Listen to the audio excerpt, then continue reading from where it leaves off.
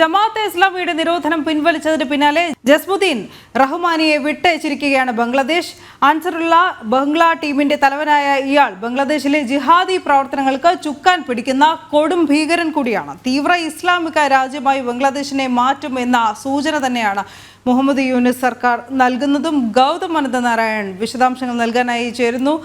ഗൗതം, എന്ത് വിശദീകരണം നൽകിയാണ് ഇയാളെ വിട്ടയച്ചിരിക്കുന്നത്? അതോടൊപ്പം തന്നെ ജമാഅത്തെ ഇസ്ലാമി എന്ന സംഘടനയുടെ നിരോധനവും നീക്കിയിരിക്കുന്നത്.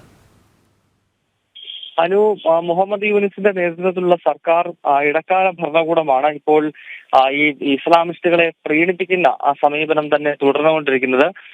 ഇതിന്റെ ഏറ്റവും അവസാനത്തെ ഉദാഹരണമായി വേണം ഈ ജമാഅത്തെ ഇസ്ലാമിയുടെ നിരോധനം ഒഴിവാക്കിയതും ഒപ്പം ഈ കൊടും ഭീകരനായ റഹ്മാനിയെ വിട്ടയച്ച സംഭവം. റഹ്മാനി അൻസറുള്ള ബംഗ്ലാ ടീം എന്ന ഇസ്ലാമിക ഭീകര സംഘടനയുടെ നേതാവാണ്. ബംഗ്ലാദേശിൽ മതന്യൂനപക്ഷങ്ങൾക്കെതിരെ വ്യാപകമായ അക്രമം നടത്തുന്ന ഒരു സംഘടനയാണ് അൻസാറുള്ള ബംഗ്ലാ ടീം. അതിന്റെ തലവനായ ഇയാൾ വിവിധ കേസുകളിൽ പ്രതി ചേർക്കപ്പെട്ട് ജയിലിലായിരുന്നു. എന്നാൽ ഇപ്പോൾ മുഹമ്മദ് യൂനിസിന്റെ സർക്കാർ ഇയാളെ പുറത്തു വിട്ടിരിക്കുന്നു.